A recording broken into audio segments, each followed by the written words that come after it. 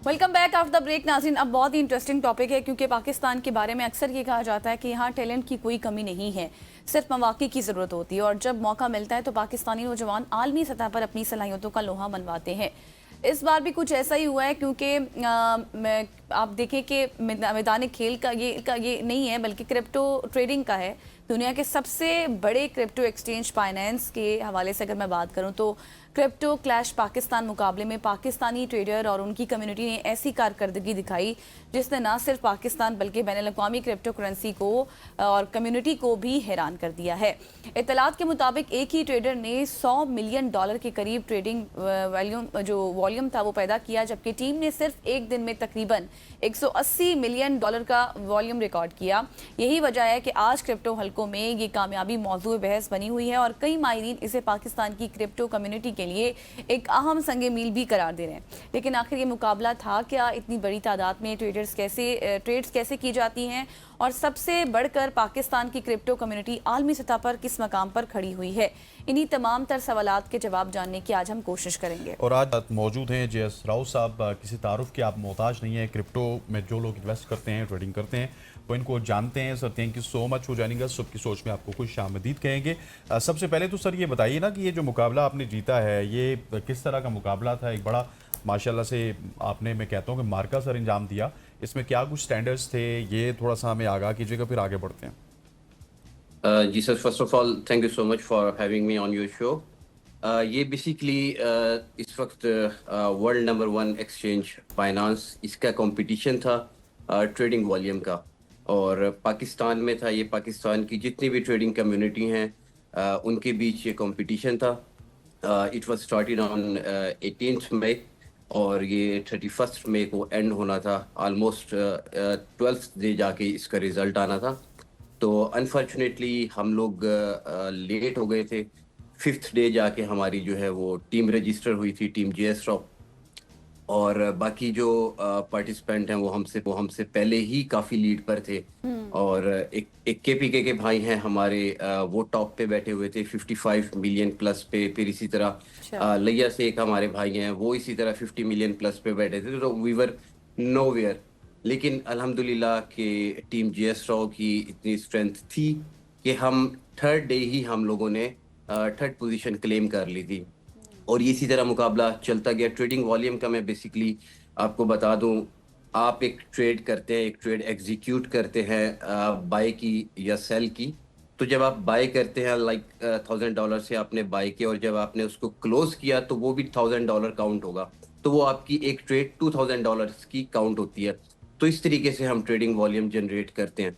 तो थोड़ा सा ये इसको हाइप इसलिए मिली, ये इंटरेस्टिंग थोड़ा सा इसलिए हो गया क्योंकि इसमें कुछ लास्ट डे हम लोगों ने रिकॉर्ड बनाए जो कि पहले पाकिस्तान के पास नहीं थे।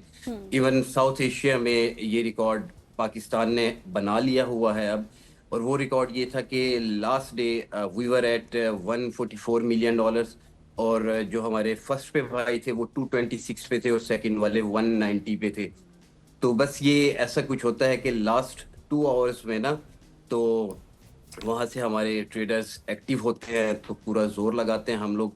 पहले हम लोग ये 226 की लीड जो है इसको हम लोग ब्रेक इवन करते हैं, और उसके बाद 80 मिलियन प्लस की लीड हम अपनी क्रिएट करते हैं और $313 मिलियन पे जाके हम स्टैंड करते हैं। और अल्हम्दुलिल्लाह ये पाकिस्तान में एक रिकॉर्ड है, 180 million in a single just 2 hours, और 100 million from a single account in just 2 hours. It's a record in south Asia, और अल्हम्दुलिल्लाह ये रिकॉर्ड मेरे पास है इस वक्त। बिल्कुल, बहुत ही ज़बरदस्त। जे.एस. राव साहब, मुझे बताएं कि अब मेरा थोड़ा सा सवाल हटकर है। ज़ाहिर है इस वक्त हमें देखने वाले हर तरह की नाज़रीन हैं और ज़ाहिर है वो भी चाहती हैं कि वो भी इस तरह से ट्रेडिंग करें, चाहती हैं, हर कोई चाहता है। तो मुझे आप ज़रा बताएं कि क्या आपने बाकायदा इसको सीखा, समझा, या फिर आपने खुद करके आप इतने पीक पर पहुंचे? जी, बेसिकली देखें, मेरी स्टडी बैकग्राउंड जो है, I am a chartered accountant. तो लेकिन ये थोड़ा सा ट्रेडिंग जो है ये डिफरेंट एक फील्ड है। यस, आपके फंडामेंटल्स काम आते हैं, आपका स्टडी बैकग्राउंड काम आता है मार्केट की अंडरस्टैंडिंग के लिए, क्योंकि वो भी स्टडी है फाइनेंशियल मार्केट्स की, और ये भी हमारी फाइनेंशियल मार्केट है। ये तो बहुत एक छोटा सा चंक है। आपकी फॉरेक्स मार्केट है, उसके बाद बॉन्ड्स की मार्केट होती है, आपकी करेंसी मार्केट है। इसी तरीके से ये क्रिप्टो मार्केट ये एक छोटा सा एक चंक है, लेकिन अब दुनिया जो है वो ये ब्लॉकचेन टेक्नोलॉजी है, ऑब्वियसली उस पे बेस्ड है, डिसेंट्रलाइज है, तो दुनिया इस तरफ मूव हो रही है।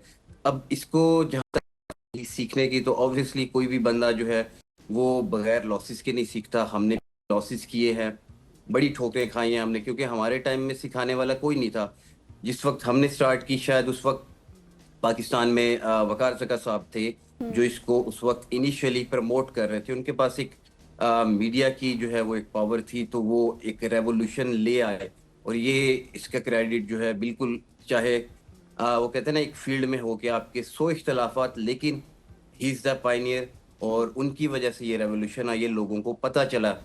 वरना शायद हम लोगों को बहुत टाइम लग जाता लोगों को बताने में, और हमारी स्ट्रगल अभी तक जारी है लोगों को बताने में, समझाने में। व्हाट इज क्रिप्टो करेंसी, इसको सिखाने में हम लोगों को टाइम लग रहा है। और आहिस्ता आहिस्ता हमारी पाकिस्तान की आवाम अब इस तरफ आ रही है, क्योंकि पिवारा, यू ऑल नो कि पिवारा हमारा एक डिपार्टमेंट बन गया है क्रिप्टो करेंसी से रिलेटेड, और इसमें सारा क्रेडिट जाता है हमारी गवर्नमेंट को, स्पेशली बिलाल बिन साकिब को, जिन्होंने इतनी एफर्ट्स की हैं और इसको पाकिस्तान को ब्लॉकचेन टेक्नोलॉजी में अपना लोहा मनवाया और इस स्टेज पे लाके खड़ा कर दिया कि इस वक्त हर कोई क्रिप्टो करेंसी स्पेस में पाकिस्तान को जानता है। That's very great. अच्छा, मुझे ये अब ये बताइएगा, जिस तरह गज़ल का सवाल था, मैं उसी का सीक्वल आगे कंटिन्यू करना चाहता हूँ। एक आम आदमी है जिसको अभी भी बहुत ज़्यादा क्रिप्टो के हवाले से एम्बिग्विटीज़ हैं कि किस तरह से इस पर इन्वेस्ट किया जाता है, या फिर ये ट्रेडिंग को सीखा जाता है, और ट्रेडिंग को सीख के अब वो अगर इसको अपना प्रोफेशन बनाना चाहते हैं और ज़िंदगी में आगे बढ़ना चाहते हैं, तो कौन से ऐसे प्लेटफॉर्म्स हैं जहाँ पे जाके वो सीख सकते हैं और अच्छे से सीखे? जिस तरह से आपने कहा कि आपने ठोकरें खाई हैं, तो वो अगर आएँ तो एक दो ठोकरों के बाद ही वो लाइन जो है ना उनकी सीधी हो जाए। तो ये थोड़ा सा आम फेम अल्फाज में बताइएगा कि कौन कौन से ऐसे प्लेटफॉर्म्स हैं जहाँ पे वो सीख सकते हैं। जी देखिए, बेसिकली ना इसमें दो चीज़ें हैं। दो चीज़ें ये हैं कि आप इसको या एज एन इन्वेस्टमेंट लेके चलें, या इसको आप जो है वो डेली रूटीन का जो है एक सोर्स ऑफ इनकम बनाएं। तो दोनों ही चीज़ पॉसिबल हैं। अगर आपने इसको एज एन इन्वेस्टमेंट जाना है, तो जैसे आपको एक अच्छा सा कोई कंसल्टेंट हो, वो आपको बताए। इनके साइकिल्स होते हैं, बेसिकली 4 ईयर साइकिल होता है, जैसे बिजनेस में, इसी तरह क्रिप्टो में, स्टॉक्स में। तो जो बॉटम हो, वहाँ से वो आपको जो है एक अच्छा पोर्टफोलियो बना कर दे, आप उसमें इन्वेस्ट करें, और at the end of 2 year 3 year आप अच्छे रिटर्न्स लेके चले जाएं। एक तो ये चीज़ हो जाती है इसमें। एक होता है डे ट्रेडिंग ना, इसमें क्योंकि आपको डेली इनकम चाहिए, कुछ ना कुछ आपको चाहिए, तो उसके लिए फिर ये होता है कि आपको इसको सीखना पड़ता है प्रॉपर। अब इसको सीखने के लिए ऑब्वियसली हम जैसे काफ़ी सारे भाई हैं मार्केट में सिखा रहे हैं, वकार ज़का साहब हैं, मैं खुद पर्सनली हूँ, और काफ़ी सारे भाई हैं। तो ये अब आप अगर ट्रेडिंग सीखना चाहते हैं, ये अब आपको अपनी ड्यू डिलिजेंस खुद करनी है, मार्केट विजिट करनी है, लोगों से रिव्यूज़ लेने हैं, कौन अच्छा मेंटोर है। जैसे हम कोई भी स्कूल होता है वो सिलेक्ट करते हैं बच्चे को एडमिशन लेने के लिए, तो हम जाते हैं मार्केट रिव्यू करते हैं, कौन सा स्कूल अच्छा है, किसके रिजल्ट अच्छे हैं। तो यहाँ पे भी सेम इसी तरह होता है, किसकी एक्यूरेसी अच्छी है, किसका आरओआई अच्छा है, किसी कम्युनिटी अच्छा परफॉर्म कर रही है। उसके बाद आप एक मेंटोर सिलेक्ट करते हैं, और उसके बाद आप लर्निंग करते हैं। जब आप लर्न कर लेते हैं, इतने कैपेबल हो जाते हैं, आपका थोड़ा सा ग्रिप आ जाती है मार्केट पे, फिर आपको जो है वो थोड़ा सा डेमो ट्रेडिंग की तरफ आना चाहिए, पेपर ट्रेडिंग की तरफ आना सर, चाहिए। लेट्स सपोज आपको ही लोग कंसल्ट करना चाहें, तो उसके लिए कोई ऑनलाइन ट्रेनिंग्स होती हैं? किस तरह का कोर्स होता है? फीस का स्ट्रक्चर होता है, या फिर क्या होता है इसका? सर, ये तो थोड़ा सा अभी नामुनासिब हो जाएगा कि मैं अपने आप को यहाँ पे एडवर्टाइज करूँ। नहीं नहीं, वैसे ऑब्वियसली हाँ, जो लोग सुन रहे हैं ना, वो कहीं ना कहीं प्लेटफॉर्म तो चाहते हैं ना कुछ। यस, ऑब्वियसली मैं सिखाता हूँ, लेकिन अल्हम्दुलिल्लाह मैं इस वक्त फ्री ऑफ कॉस्ट जो है वो पाकिस्तान को एजुकेट कर रहा हूँ। मेरा अपना व्हाट्सएप चैनल है, इसी तरह टिकटॉक पे है, मुझे जाके सर्च करेंगे, फेसबुक पे, यूट्यूब पे, तो मेरे लेक्चर्स भी हैं, हर चीज़ है। व्हाट्सएप चैनल है 24/7 में, उसमें ऑनलाइन रहता हूँ वहाँ पे। अच्छा, फ्री मुझे ऑफ ये कॉस्ट सिखा रहा हूँ। बताएं JS राव साहब, मुझे ये बताएं कि अब तो गवर्नमेंट ने बाकायदा, अब जो बजट पेश होने वाला है 10 तारीख को, उसमें कहा जा रहा है 2026-27 का कि बाकायदा तौर पर इस पर क्रिप्टो करेंसी पर टैक्स लगाया जाएगा और उसको एक दस्तावेजी शक्ल भी दी जाएगी। तो उसके बाद फिर इसका लीगल स्टेटस क्या हो जाएगा? मिस, ये ना बहुत अच्छा स्टेप है, और हम तो बहुत पहले से इस चीज को जो है वो पुश कर रहे थे कि इस पे टैक्स लगना चाहिए। क्योंकि देखें, किसी भी चीज पे जब टैक्स लगेगा ना, तो वो लीगलाइज हो जाएगी, वो रेगुलेट हो जाएगी प्रॉपरली। क्रिप्टो पे हम टैक्स देंगे तो ऑब्वियसली हमारी क्रिप्टो जो है वो भी लीगलाइज हो जाएगी।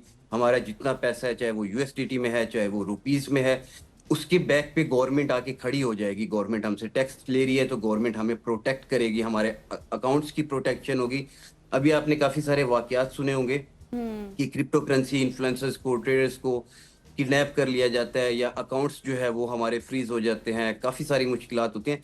जब हम टैक्स दे रहे होंगे ना, तो हमें किसी किस्म की मुश्किल नहीं होगी, क्योंकि सर हमारे गवर्नमेंट पास हमें बैक कर रही होगी। 30 सेकंड्स है, 30 सेकंड्स है। अभी 10 से 30% की बात की कैपिटल गेन के ऊपर गजल ने। जी, जी। सो अगर कैपिटल जी, जी। गेन के ऊपर टैक्स लगता है तो आपके मुताबिक कितना परसेंट लगना चाहिए? क्या सजेशन? सर मेरे मुताबिक एट द स्टार्टिंग जो है इनको 15 से 17.5 के दरमियान रखना सही। चाहिए। ओके, तो ये ओके। बेस्ट होगा। ठीक। और लॉस जी, ठीक हो गया sir, thank you so much Jamshed भाई, thank you for your time. JS Rao साहब Thank you. हमारे साथ मौजूद थे जो कि क्रिप्टो के बता रहे थे। ख़वातीन और हज़रात, यहाँ पे वक्त हुआ चाहते एक शॉर्ट सी कमर्शियल ब्रेक का ब्रेक लेते हैं, वापस आते हैं हमारे